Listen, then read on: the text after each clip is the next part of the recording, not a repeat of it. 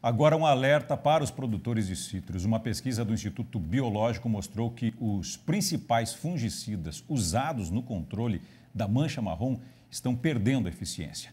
A resistência do fungo foi percebida em todo o estado de São Paulo, o maior produtor de citros do país. Sobre esse assunto, eu converso agora com o pesquisador do Instituto Biológico, Eduardo Feichtenberger, ele que está ao meu lado, dividindo a tela do JTV2. Seja bem-vindo, viu, Eduardo? Fala para a gente quais são os fungicidas que estão perdendo efeito, que estão perdendo a eficácia. E o que a pesquisa apontou, hein? Boa noite. Boa noite, Márcio.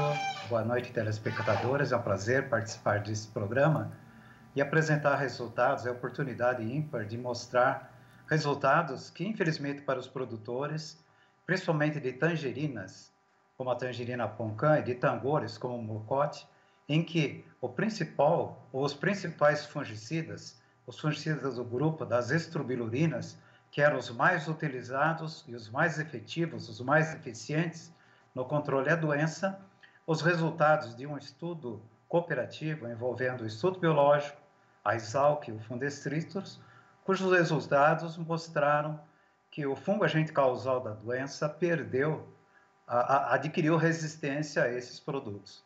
E isso, lógico, provoca um impacto muito grande em termos de manejo da doença, porque nós tínhamos poucas opções em termos de fungicidas eficazes no controle da doença. E era exatamente isso, viu, Eduardo, então, que eu ia te perguntar. Concentrar ações em outras modalidades de controle. Muito bem. Bom, já que você falou de efeitos, né, e especialmente aí de problemas e custos mais altos, a minha próxima pergunta é nessa linha, né? Como com os fungicidas, na verdade, mais eficazes, perdendo essa eficácia, qual que é o potencial destrutivo dos pomares de tangerinas em São Paulo? Existe motivo para preocupação? Não, porque nós temos alternativas. Em termos de manejo químico, talvez não tão eficazes quanto as estrobilurinas, mas nós temos sim outras alternativas. Essa proposta e a recomendação que vem sendo feita no sentido de se otimizar, por exemplo, o uso dos fungicidas cúpricos no controle da doença, né? Outra coisa é você usar práticas culturais como podas de limpeza, manter as plantas em boas condições de sanidade, não é? Utilizar mudas sadias na implantação ou mesmo em replantes, no sentido de evitar de se levar a doença para locais onde ela ainda não ocorra, não é?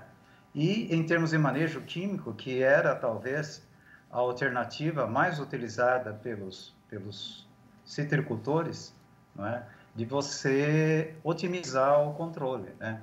Fazendo regulagens em equipamentos, no sentido de que o produto realmente atinja o alvo, utilizando volumes de cauda menores, não é?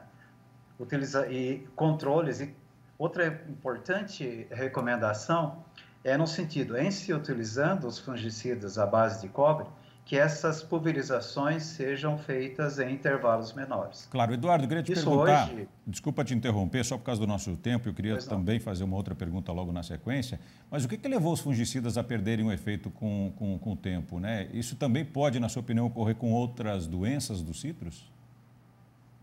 Sim, claro. Essa é uma preocupação que nós temos também com a pinta preta, né?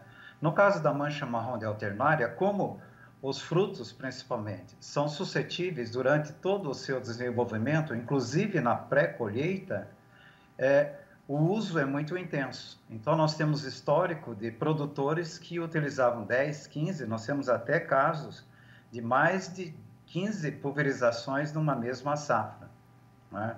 Então, o uso contínuo e o mau uso dos fungicidas contribuiu para que o fungo desenvolvesse resistência a esses produtos, né?